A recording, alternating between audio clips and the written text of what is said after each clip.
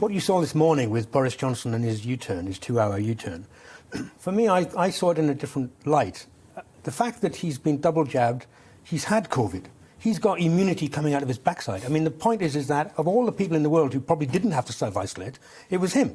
So he basically makes this stupid statement saying, I'm now on a pilot program. It's going to become nonsense. But the fact is, what he should have said was, I've been double jabbed, I've got immunity, therefore I'm not self-isolating. And I would recommend all of you people out there who've got the vaccine, have a bit of bravado and have a bit of self-confidence to go out there and be actors on the world.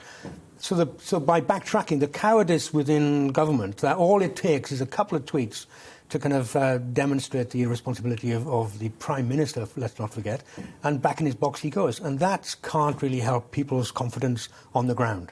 That can only undermine people's ability to take control of their own lives. I wonder how many people will decide, and we're talking about personal responsibility here, how many people will decide, even when the government says, that's it, no need, and the big corporate entities, the London Underground, the train companies, some of those supermarkets are still advising that you wear a mask. When they say, actually, you don't need to, will there be an irreducible hardcore who, for whatever reason, and perhaps you'll explore some of them, just feel now quite happy wearing a mask?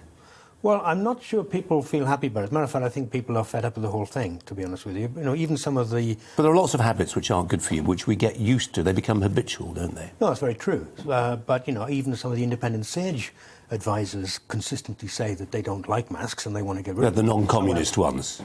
Well, I mean, their political persuasion is one thing. It's more what they recommend and everybody else do is part of the problem. But even they are saying, it's not yet time. Do you know what I mean? We have to now wait another month, another 6 months, whatever it might be. So the problem with that is a kind of I was going to say philosophical position. That's probably too grand a phrase. But for the last, 5, 10, 15 years, the idea of the precautionary principle of risk aversion, where, don't do something. I mean, the sustainability mantra is do not do things today in case it's harmful to future generations. That's the be-all and end-all of environmentalism. And if that is your mantra, if that is your basic orthodoxy, then you aren't going to do anything, are you? Because obviously you can tell whether it's harmful. Part of the problem is that actually people who are anti-vax are also saying the same thing. Right? They are also saying, how do you know that taking the vaccine will not cause problems further down the line? So everybody from both sides of the argument are playing kind of, the opposite side of the coin, are saying very much the same thing. Precaution is the watchword.